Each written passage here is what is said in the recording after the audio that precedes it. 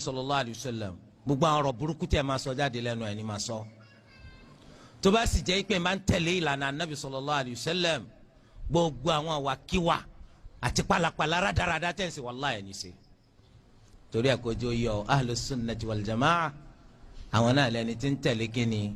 ìlànà tànàbí wa Muhammad sallallahu alayhi wa sallam bọ́lá tí wàá rí lánàá náà lára ọ̀rọ̀ rẹ̀ ni bọ́lá tí rí lára àṣẹ rẹ̀ ni bọ́lá tí rí lára nítorí pé wọ́n ṣe àbí wọ́n sọ fún pé wọ́n ṣe tó sì fọwọ́ sí eléyìí jẹba. akramakumullah ẹ bá ní wo àdìsí ó wá látọ̀dọ̀ Humayd ibn Humayd olóńgbà wa látọ̀dọ̀ Anas ibn Malik radiyallahu anhu ó láwọn ẹnìkan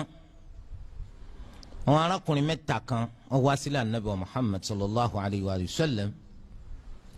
wọ́n wá ṣèwádìí lọ́dọ̀ àwọn ìyàwó anabi sallallahu alayhi wa sallam nípa àwọn àjọsìn eléyìí tí anabi máa ṣe eléyìí tí ó hàn sáwọn ìgbà tí wọ́n wá ṣàlàyé fún wa ó wá dàbí ìgbà tí wọ́n fojú kéré àwọn àjọsìn wọn á ní kò lè má jẹ́ bẹ́ẹ̀ ṣèbá anabi Ọlọ́run ti foríjì gbogbo àwọn ẹ̀ṣẹ̀ tó síwájú àti ètò gbẹ̀yìn bó la wá wà sànàbì àfi kí ẹ̀sìn tiwa kó pọ̀ ju tànàbì lọ káwọn náà lè bá a rí alìjẹ́nà. lọ́kàn nínú wa ló wá sọ pé òun tó wọn máa jí sí qiyamul layl wala arqud òun ò ní sùnmọ́ tó ń bá ti jí òun máa bá sọ láti lọ lọ́lọ́gbọ̀nrán gàdá ni òun ò ní sùnmọ́. ẹnì kejì òun sọ pé asumu wala uftir màá ma ṣe sùyàmù lọ ẹ̀sìn ní sínú. ẹlẹ́kẹta òní la atazawwaju nisa àbí la atazawwaju nisa èmi ò ní fẹ́ yàwó. nínú riwaayà kan òní la akulu lahm ẹni jarama. anabi wa sallallahu alayhi wa sallam gbọ́ ọ wá sọ fún wa òní antumul ladhina qultum kadha wa kadha sẹ́yìn lẹ́ sọ báyìí báyìí báyìí ama wallahi inni la akhshakum lillahi wa atqakum lah mo fọlọ́n búra o èmi ni mò ń páyọ̀ Ọlọ́run ọba jù láàrin èmi ni mò ń sì ń bẹ̀rù rẹ̀ jù lakinni asumu wa uftir ṣùgbọ́n mi a máa ṣe siyam màá sì máa sínú wa usalli wa arqud màá máa jí ṣe sọláàtì lóru màá sì máa padà fẹ̀gbẹ́ lélẹ̀ wa atazawwaju nisa màá sì máa fẹ́yàwó faman raghiba an sunnati falaysa minni torí náà ẹnikẹ́ni tó bá fi lè takìtì pàkọ́ sí sunna mi tó lòun ọ̀fẹ́ kò lè jọ́kan nínú ọmọlẹ́yìn mi ẹnikẹ́ni tó bá fi lè takìtì pàkọ́ sí sunna mi kò lè jọ́kan nínú ọmọlẹ́yìn mi. Al-Imam al-Bukhari àti Muslim ló gbé àdìsí jáde tí ẹ bá wò wò faman ragiba an sunnati ẹnikẹ́ni tó bá fi lè kọ̀ sunna mi ṣé ọ̀rọ̀ rẹ̀ lásán ló gbà lérò ni àbí iṣẹ́ rẹ̀ ló gbà lérò àbí tí ó rí pé wọ́n ṣe tó fọwọ́ sí pé kò burú ẹnìkan ló gbà lérò kalla nítorí gbà lérò pẹ̀lú rẹ̀ gẹ́gẹ́ bí al-Hafiz ibn Hajar ti ṣe sọ nínú Fathul Bari ó ní al-muradu bis-sunnati huna at-tariqa lallati tuqabilu al-fard nítorí gbà lérò pẹ̀lú sunna bí ní ìlànà ẹnikẹ́ni tó bá fi lè kọ̀ ìlànà mi tó lòun ọ̀fẹ́ kò lè jọ́kan nínú mi kìí sì ṣe pé sunna ń tán gbà lérò pẹ̀lú rẹ̀ ń bì ní pé gbogbo ohun tí ìbá ti sọ̀ràn yẹn ajẹ́kẹ́ bí ọ̀nbẹ nínú ẹ̀rí tá a ti rí pé sunna ìtumọ̀ rẹ̀ ní kíni ìlànà anabi eléyìí ti ṣe al-Islam torí náà nítorí wọn pè ní sunna òun náà ni ojú ọ̀nà anabi wa sallallahu alayhi wa sallam àti àwọn òfin rẹ̀ ojú ọ̀nà rẹ̀ àti àwọn òfin rẹ̀ àmọ́ wá dáhùn ìbéèrè pé kí ló dé tó fi jẹ́ pé Islam ní sunna kí ló dé tó sì fi jẹ́ pé sunna ní Islam eléyìí ni ìbéèrè tá a fẹ́ máa dáhùn báyìí. alákọ̀ọ́kọ́ nínú tó fà tó fi jẹ́ pé islam ni sunna ni islam òun náà ni pé annal wahya qur'anun wa sunna. wáhàyí tọ́lọ́wọ́n bá fi ránṣẹ́ bákan méjì ni inú kó jẹ́ qur'an àbí kó jẹ́ sunna. kí ni wọ́n ń pè qur'an? wahyun. kí ni wọ́n ń pè sunna? wahyun. torí ẹ̀ al-qur'an wa sunna wáhàyí làwọn méjèèjì. tó bá jẹ́ pé al-qur'an ní islam kí wọ́n á ní sunna islam ló náà nítorí ẹ̀ wáhàyí ọlọ́run tó fi ránṣẹ́ sí wa qur'an àti sunna ni. gẹ́gẹ́ bọ́ lọ́wọ́ bá ti ṣe fa al-qur'an ránṣẹ́ sí anabi sallallahu alayhi wa sallam bẹ́ẹ̀ náà ló fi sunna ló fi ránṣẹ́ sí anabi sallallahu alayhi wa sallam. kí ló dé tó fi sunna pẹ̀lú al-qur'an? òun náà ni wípé ọlọ́run ọba ò fẹ́ káwọn èèyàn máa yanu pàkà kí wọ́n máa sọ nípa ọ̀rọ̀ ọlọ́run kí wọ́n máa sọ nípa ẹ̀sìn ọlọ́run pẹ̀lú ntọ́tako ntọ́lọ́run ọba gbàlérò ni ló fi al-qur'an ló fi sunna pẹ̀lú ẹ̀. ọlọ́run ọba ẹlẹ́dàá wa sọ wípé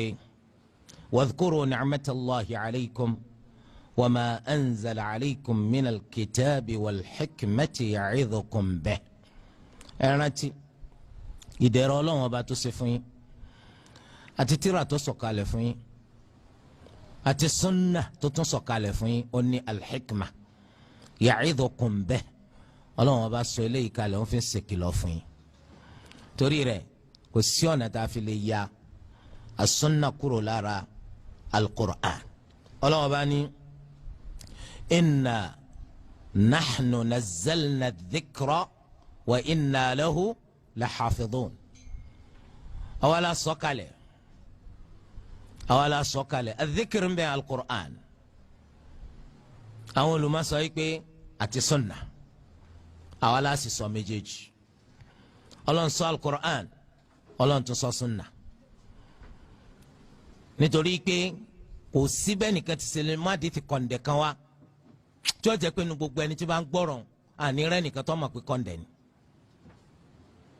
kò síbẹ̀ nìkan sì lè parọ́ mọ́ anabi sallallahu alayhi wa sallam tí ó gbẹnu lọ́tẹ́ nìkan ò ní takò.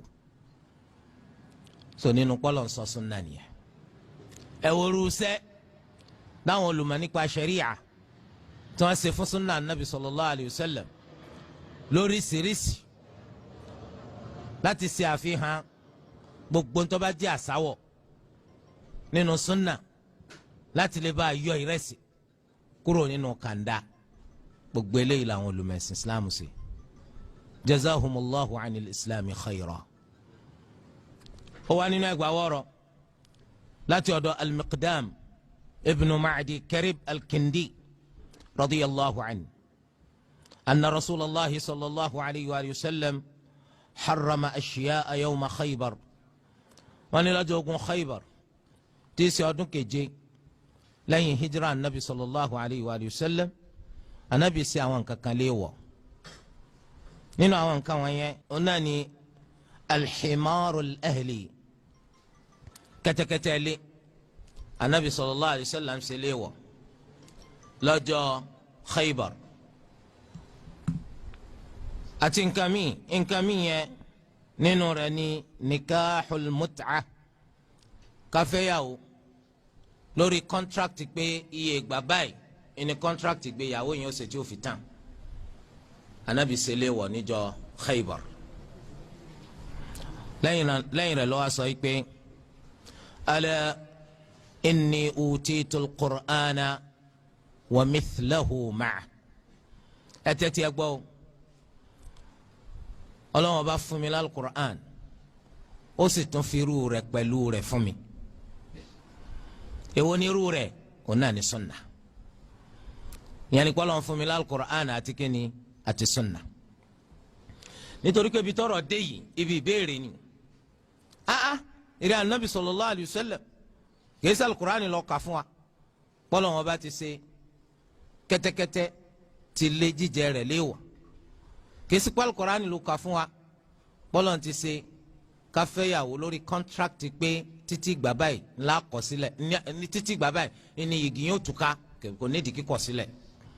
kì í ṣe kó alukur'an lọ kà fún wa ṣé ọ̀rọ̀ tiẹ̀ náà tó bá ní o ṣe nǹkan kan léèwọ̀ só ṣe déédéé pẹ̀lú alukur'an ni àyè béèrè ni ìdínà lànàbì fi wọn pa náà rẹ̀ ó ní ala inni utitu alukur'ana wa mithlahu ma'a ẹ tẹ́tí ẹ gbọ́ o ọlọ́run ọba fún mi lálùkùrán àti irú rẹ̀ pẹ̀lú rẹ̀ èwo ni irú rẹ̀ sunna kò jọ yọ o bọ́lá ń ṣe fún lálùkùrán ló tún fún ní sunna anabi ọ̀wá adákẹ́ bá wọn ni yushiku rajulu yattaki'u ala arikatihi ó kú fẹ̀rẹ̀ táàrí ẹnìkan yìí sẹ́nìkan ṣoṣo ara àwọn èèyàn kan tó ṣe pé wọ́n jókòó lẹ́ni tọ́rọ̀ gbọ̀kú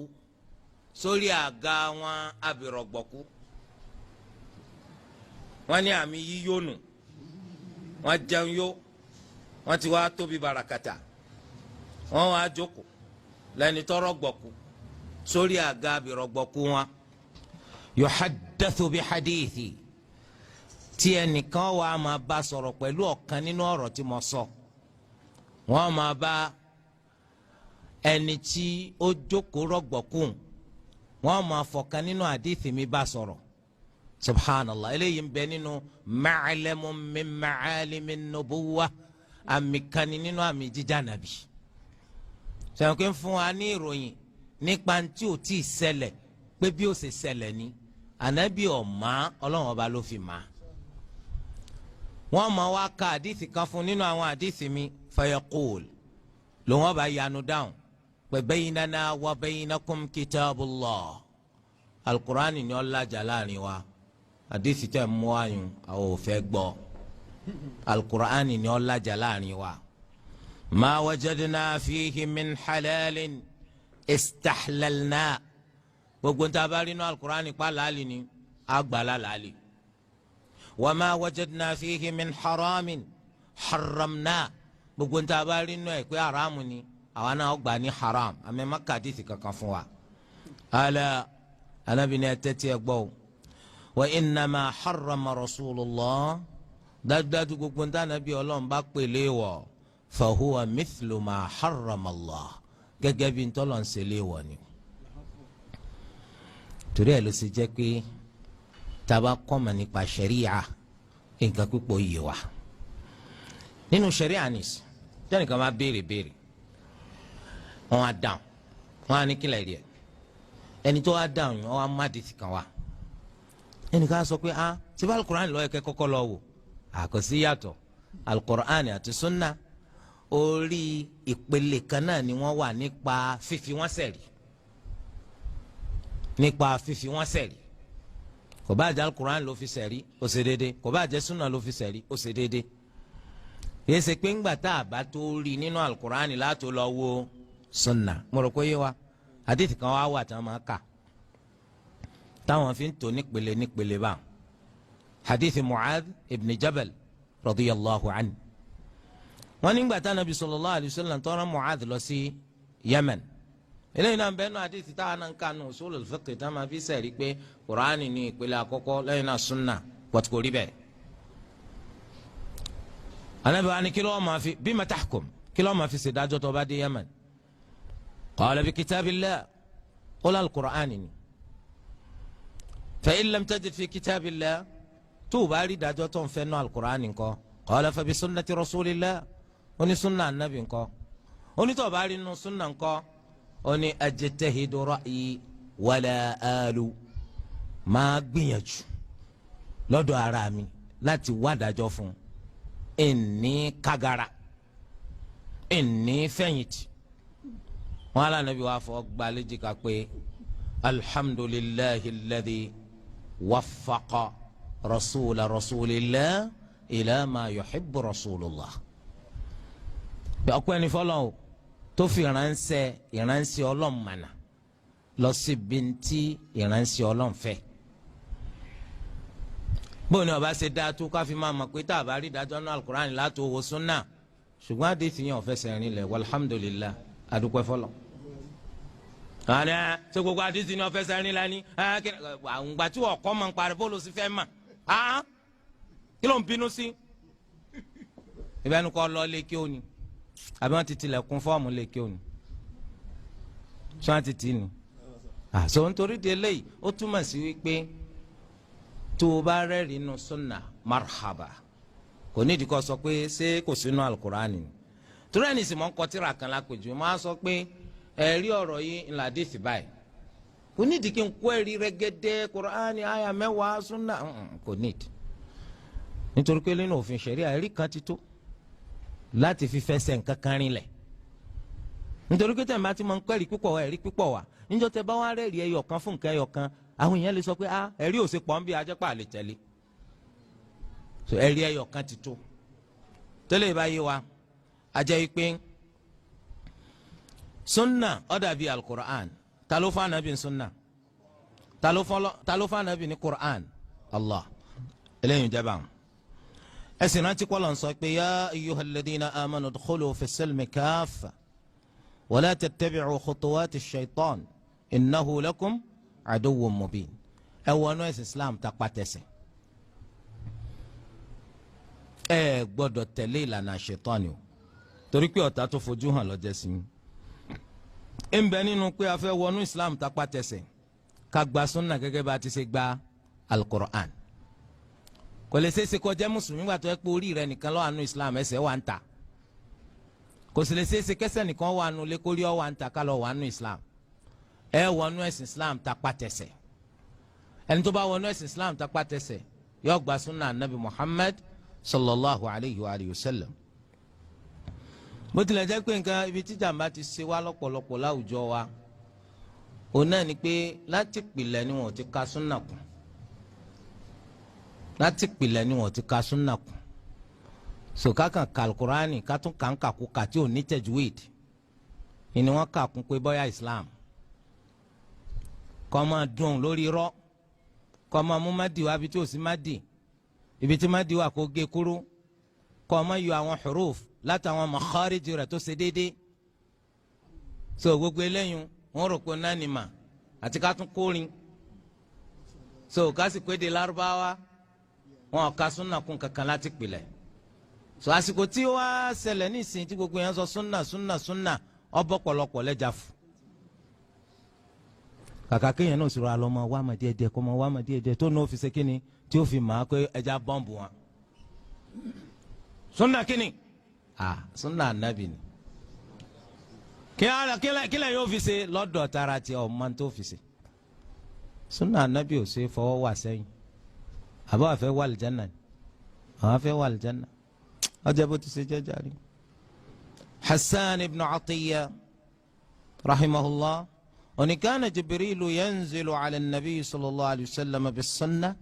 كما ينزل عليه بالقرآن الإمام الدارمي لو بجد وإن ملائكة جبريل عليه السلام إما سنة كالفان النبي لا تدولون جبي ما سيسو القرآن كالي سيوا لا واقبا يولا أقبا تابالا في سنة القرآن لا سنة لا في سنة بالقرآن تسيوا لنا الإمام ابن كثير رحمه الله ní ìbẹ̀rẹ̀ tafsiri rẹ̀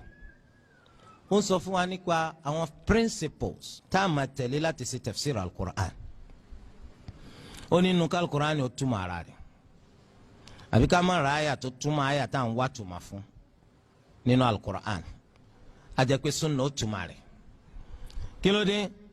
ó ní pé as-sunnatu aydan tanzilu alayhi bil-wahyi torí pé sunna náà ọlọ́run ọba ló máa ń fi ránṣẹ́ sànàbì kama yanzilu bil qur'an gẹ́gẹ́ bọ́lá ti ṣe máa ń fa alukur'an náà ránṣẹ́ illa annaha la tutla ntọ́kasẹ́lẹ̀ ni pé wọ́n ké sunna nínú sọ́láàt kama tutla alukur'an gẹ́gẹ́ bá a ṣe máa ń ké alukur'an nínú sọ́láàt alimami ibn kathir ń lọ sọ bẹ́ẹ̀ àyíkú sábàbí àkọ́kọ́ tó fi jẹ́ pé islam ò ní sunna ní islam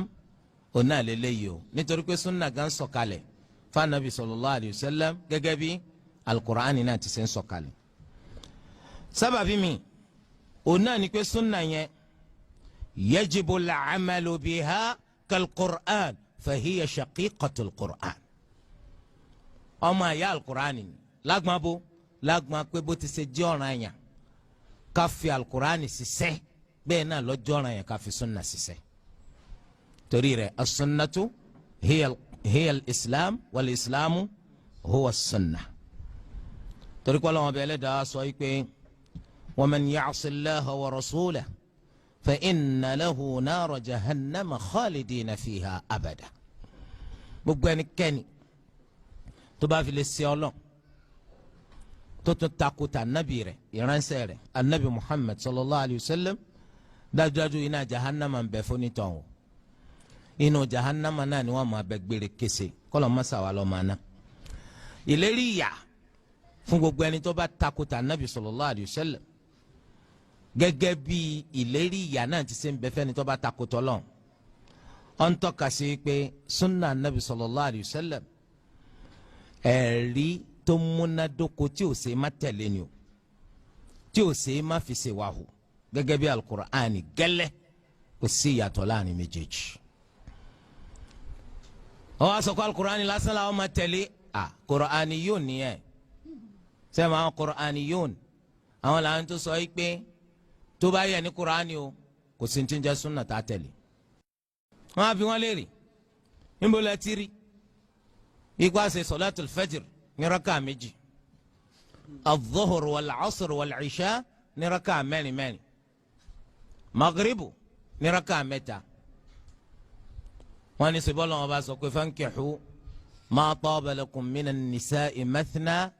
wa thulatha wa ruba'. èwo ló jọra wọn.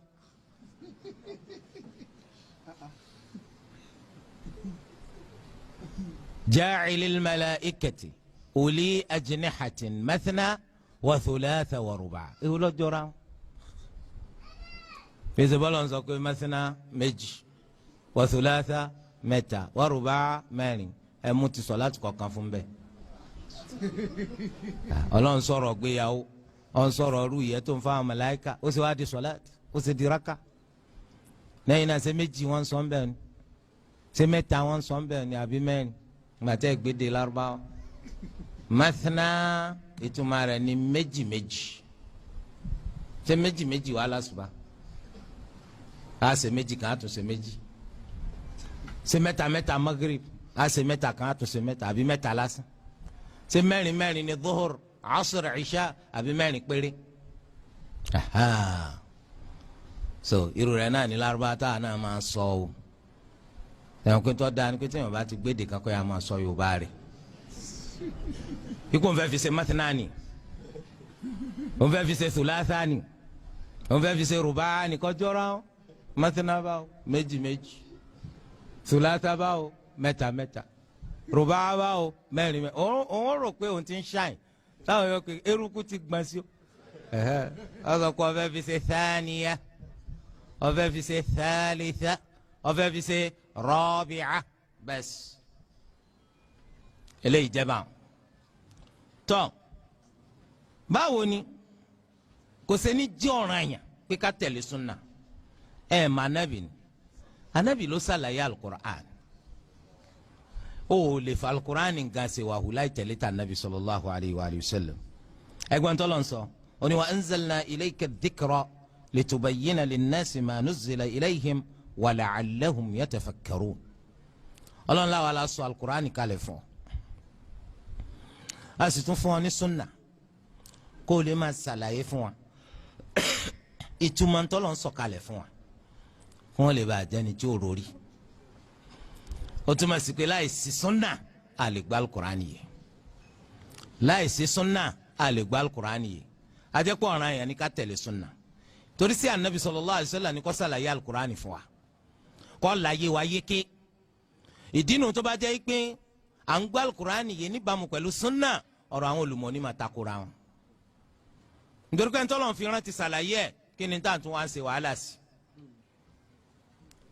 bákan náà báwo ni ò ṣe ní jọ́ràn yẹn wípé ká tẹ̀lé sunna anabi sallallahu alayhi wa sallam ṣé bá anabi lọ́lọ́run gbé kalẹ̀ lẹ́ni àwòkọ́sí pé ntí mò ń sọ fún yín yìí báyìí ẹni tẹ́ máa wòkọ́sí láti tẹ̀lé àṣẹ mi òun náà lélẹ́yìí tí ó bá wá jọ́ràn yẹn ká tẹ̀lé ta Nabi sallallahu alaihi wasallam kí á nìtumọ̀ ẹni àwòkọ́ṣe tó jẹ́ kò nítumọ̀ nìyẹn. wọ́n ṣe sọ́láàt oníbọ̀ṣe rí táfà rẹ̀ ń sẹ́nu eléyìí náà ní bá fa tó náà ṣe ń sẹ́nu tọ́ náà ní bá fa tó náà ṣe ń sẹ́nu kí á ní àǹfààní kọ́lọ̀ rán nàbì. ajẹ́ pé ríran tọ́lọ̀ rán nàbì sallallahu alaihi wasallam ti wà meaningless. ọlọ́run yìí sì ṣe nǹkan kan tí ó jẹ́ pé ó wà meaningless a'udhu billah. torí ẹni sẹ́ ń sọ fún wa pé sallu kama ra'aytumuni usalli khudhu anni manasikakum. ọlọ́ni laqad kana lakum fi rasulillahi uswatun hasanatun liman kana yarju allaha wal yawmal akhir wa dhakara allaha kathira. àwòkọ́ṣe rere ń bẹ fún yín lára anabi wa muhammad sallallahu alayhi wa sallam fẹ́ni tó jẹ́ pé ìran kan àti rí rere lọ́dọ̀ Ọlọ́run tó sì ìran kan jọ gbẹ̀ndà al-qiyamah fẹ́ni tí sì ń ṣèrántí Ọlọ́run lọ́pọ̀lọpọ̀ kì í ṣe gbogbo yẹn ni wọ́n wá àwòkọ́ṣe rẹ̀ àfàwọn tí májẹ̀mú yìí bá pè sí lára. wọ́n bi Aisha léèrè nípa àwọn anabi sallallahu alayhi wa sallam. Aisha ni kana khuluquhu al-Qur'an, ìwà anabi la al-Qur'an. ǹjẹ́ tẹ́lẹ̀ ìbá yé wa àjẹ́ yìí pé báwo ni òsè wa ní jọ́ràn yẹn ká tẹ̀lé sunna anabi sallallahu alayhi wa sallam. báwo ni òtún ṣe ní jọ́ràn yẹn ìpè ká tẹ̀lé sunna. sèbá anabi lẹni tó ẹ kọ́ lọ́n ṣe ń túláàsì bẹ́ẹ̀ fẹ́ bẹ́ẹ̀ kọ́ ẹ gbọ́dọ̀ tẹ̀lé tiẹ̀. túláàsì ni àfi tẹ́ ẹ bá ṣe mùsùlùmí. ọlọ́ni ya ayyuhal ladhina amanu ati'u Allaha wa rasulahu. ẹ̀yin olùgbàgbọ́ òdodo ẹ tẹ̀lé tọ́lá ẹ tẹ̀lé tìránṣẹ́ rẹ̀. ọlọ́ni man yuti'ir rasula faqad ata'a Allah. ẹnikẹ́ni tó bá ti tẹ̀lé ta nabi sallallahu alayhi wa sallam ó ti tẹ̀lé tọ́lọ́. ọlọ́ni tó ní fala wa rabbika la yu'minun hatta yuhakkimuka fima shajara baynahum thumma la yajidu fi anfusihim harajan mimma qadayt wa yusallimu taslima.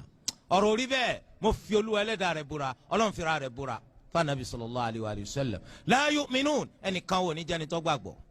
hatta yuhakkimuka fima shajara baynahum títí tí wọ́n fi máa wá ìdájọ́ lọ sọ́dọ̀ wa nabi sallallahu alayhi wa sallam nípa gbogbo ntọ́ bá bíyàn panyarin fanfa láàrin wọn.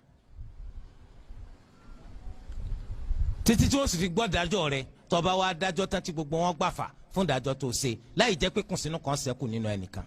gbà náà wọn ò tó jẹ́ pé wọ́n gbọ́ lọ́wọ́n bá gbọ́. so anabi wa sallallahu alayhi wa sallam àwọn àyà yìí fi hàn wá pé ń ṣe lọ́lọ́wọ́n bá rán kálíbà tẹ̀lé tiẹ̀ pẹ̀lú yọ̀ǹda Ọlọ́run. Ọlọ́wọ́n bá ọ̀ràn anabi nítorí kọ́kànlé wa jíṣẹ́ àti kó lè máa ṣàlàyé fún wa rárá o Ọlọ́run rán kó lè jíṣẹ́ kó ṣàlàyé fún wa ká sì gbàgbọ́ dandan ọgbọ́dọ̀ fi gbígbàgbọ́ dandan ọgbọ́dọ̀ fi sí torí pé Ọlọ́run bá ọ̀ràn kó lè bá jẹ́ fọ́tò lásán. àti pé àwọn èèyàn tẹ́ rí àwọn àyà yìí fi hàn wá pé wọn ò ní jẹ́ni tó gbàgbọ́ rárá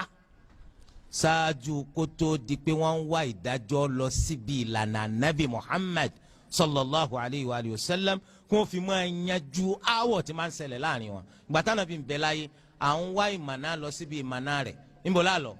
àlọ́ bá nàbí ni gbàtà nàbí wà láyé. ànábì tí wàá kú níbo lá máa wá ìmọ̀nà lọ á máa wá lọ síbi al-Qur'an àti sunna méjèèjì tọ́lọ̀ ń fi rán tani tó fi rán nàbí wa Muhammad sallallahu alayhi wa sallam. torí náà ànábì ẹ ṣe àfọ̀n wáàzì lásán o tí ọkàn ṣe wáàzì kọ́kàn sọ̀rọ̀ sínú atẹ́gùn lásán ẹni ó bá fẹ́ kó mú ètò ọba fẹ́ ń bẹ̀